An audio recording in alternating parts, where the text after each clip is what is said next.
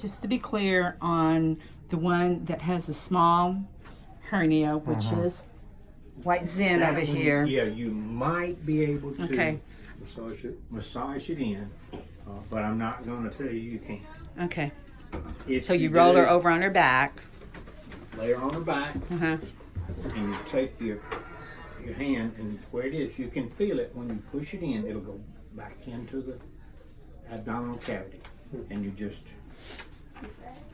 roll your hand around like that on your little bit. Do it Okay. 3 or 4 times a day. Uh-huh. And or when you think about it, then if those muscles will tighten back up and seal, then you're okay. If not, then it has to be surgically repaired. You have to go in there. Sometimes fat will come out between there into that hernia while it's open, and it won't seal back like Okay. it's supposed to. Okay. But if you can massage it, if Jupiter aligns with Mars, and whatever it takes, all of that, then it can, so work sometimes, doesn't sometimes.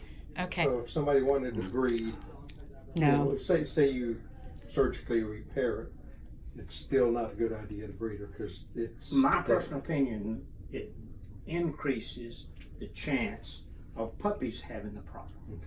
Well, if you take the breed as a whole, and you start doing that a little bit, this one has 2 puppies with hernias. You breed one of those, she has 4 puppies with hernias. You breed one of those, all of her puppies have hernias, Right. and you repair them surgically, then you end up with a breed with a whole lot of hernias and stuff like that. And hernias are due to a genetic, Hereditary or genetic? yeah, hereditary, genetic. I hate to call it a deficiency, but in a way it is. Right. It's less than ideal. Right. And anytime you breed a purebred dog, you're selecting from a smaller gene pool to start with. It's not like all the genes out there. Your chances of getting 2 recessive genes together are greater. And in order to get a solid white dog, you have to put recessive genes together to get the color. There are other traits on those genes besides just color. So your chances of having other recessive traits, and that would be a recessive trait because, in a general population, 2 dogs out of 1,000 would have a hernia. Yeah. Well, if you happen to, you're selecting from a smaller gene pool, now you may have 4 dogs out of 1,000, but if you select some of those that have the hernia already, your chances may be 12 dogs out of 1,000 or 15 dogs out of 1,000 that will have the hernia. And so it increases your chances. And nobody can say how much, but it's a greater risk Okay. of having something like So her sibling, Riesling, does not have a hernia. And so chances of her having babies with hernia is like, what is It's it? more than the general population, Okay. but it's less than this one. Okay. So, and that still doesn't, this could have, she could have 3 litters of pups, 4 litters of pups, no hernias. But if you followed it on, you would probably find that if you breed one without, one with, and follow the line, you breed this one to one without, and you breed this one to one without, you follow it down the line, you'll probably have more hernias or more recessive genes combinations in this group than in that group. Okay. And so That makes it's just- sense, yeah. Could have been what happened with Daisy because Daisy, the mama, she doesn't have him. Yeah. But We don't know. Yeah. Yeah, and you don't know. Her mama may have. Yeah. Right. Yeah, and we didn't know to ask. Right. And so you don't know. Her father may have. Uh-huh. And so Yeah. Okay. And it was a good, respectable breeder in East Texas, but Yeah. you know, we don't know their background. We don't know, you know. But anytime you're dealing Yeah. with purebreds, you're increasing your risk of recessive genes together. Okay. And specifically, if you're breeding for a solid white or pit bulls, you're breeding for a blue pit bull. In order to get those, you have to take blue one, breed it with a blue one. You know, you got a recessive one here, recessive here. What's your chances of having recessive in the offspring? It goes on up.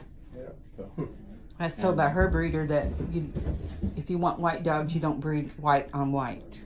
well, white, in order to get white, you have to have recessive genes.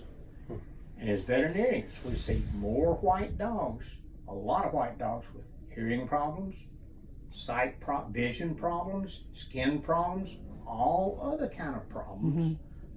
Because in order to get that color, you've got to put recessive genes together. So you're starting out, you're saying, okay, I want this trait, but I don't want these. You can't do that. Yeah. Because you get them all. It all comes with the package. And so that's why I generally don't recommend getting a solid white dog. I mean, you can have one with no problems.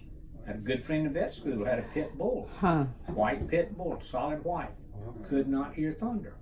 Really? I mean, deaf as a post. Didn't like it, hated all the other dogs. Huh. So he had to keep her on a leash. If he let her go, she'd chew up every dog in the neighborhood and he couldn't call her back. He couldn't do anything. Yep.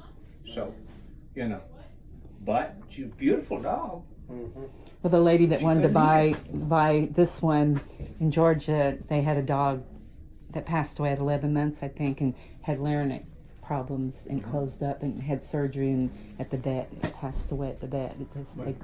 Yeah, there's all kinds of problems that Yeah. come with, you know, and so if you can possibly decrease your chances of those occurring by simply selecting a dog that does not have those problems, I think it's worth it. Yeah. And that's just my recommendation. Yeah. Because, I mean, you could be lucky and, you know, everything could go your way and you might not have one. But, Well, you know, we had 2 litters before and we never had any problems whatsoever. Well, one did get a cherry eye later on after it was sold. But anyway, none of these have cherry eyes and they're fine. so, and nothing's Okay. to say they won't down the road, but, Yeah. you know, they don't now. But all their lungs, everything's good. Yeah, Okay. you just Okay. like I did work with a guy and that trained police dogs, and, you know, the explosive dogs, narcotics dogs, all of that, police and military and stuff like that. But the police, when they select a dog, they go back as many as 10 generations if they can, Really? and make sure that those dogs are what they call OFA certified. They have solid hips, and they want to see, okay, this dog is certified solid hips. Both of her parents are certified solid hips. All 4 of their parents are certified solid hips. And so they go back. That increases their chances of this dog not having hip problems. They still have some hip problems. Wow.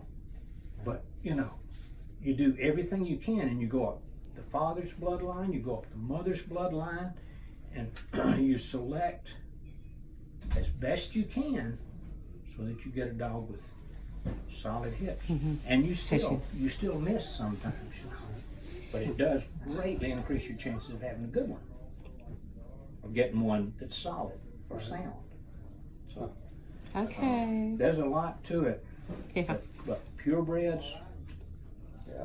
you know, you're starting out with one, you know. And you got a real popular purebred like a lab.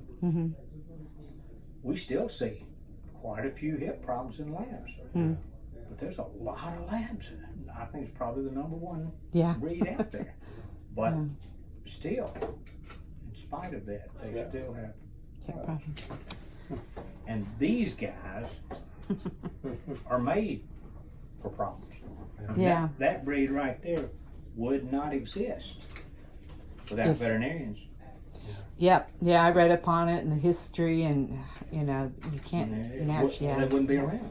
Yeah. They could not survive without And C-sections. we've run into where a lot of people have the opinion like they should have just let them, you know, just go away, you know, I and mean, not. they're It great did dogs. for a They while, have but, yeah. ton Yeah. of problems, and Yeah. you know, I've heard vets say, man, the veterinarians breed because they keep the vets busy, you know, and they do. They have enough problems that, you know, you got. I put a somebody with posting up bulldogs. last night on, you know, pictures and bulldogs and for sale on Bulldoggers. I love bulldogs.com or something on Facebook, and I got over almost 2,000 hits already because everybody loves this breed. love 'em. Yep. But But they're good dogs. They're good. We had two, but one lived to 10 and one good-natured. lived to 11. Yeah. good natured. One Little was- Boston Terrier's a good natured Yeah. dog, but Yep. you know, they got their problems. Yeah. Our Boston Terrier, half Bulldog, half Boston Terrier, lived to 13 and 13. chasing squirrels one day, and the next day she's in rigor mortis mold. And I'm like, what in the world's wrong with her? And she's gone. Yeah. Old girl. But My heart. things like atrial fibrillation, stuff like that, people have, they can have too. Yeah. And diabetes and. Yeah, yeah. Okay, well, thank you very much. You're welcome. Appreciate I usually it. like to run my mouth a little bit after we give No, shots. we've I got a see lot if of they're good gonna react. information. So, Very informative. Yeah, watch for any kind of reaction. Usually they'll lay around a little more the night after the vaccination, just like kids. Uh-huh. You know, and then the next day they're back at it again.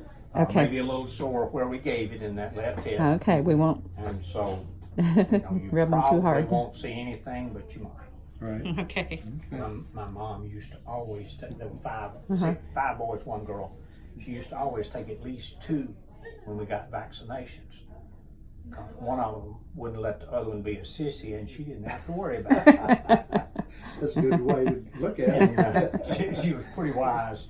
But usually when you have multiples like that, Yeah. they don't milk it because they keep bothering one another. Oh, yeah. Yeah, they're getting where they're fighting with each other now. Well, thank you very much. You're welcome. Appreciate it.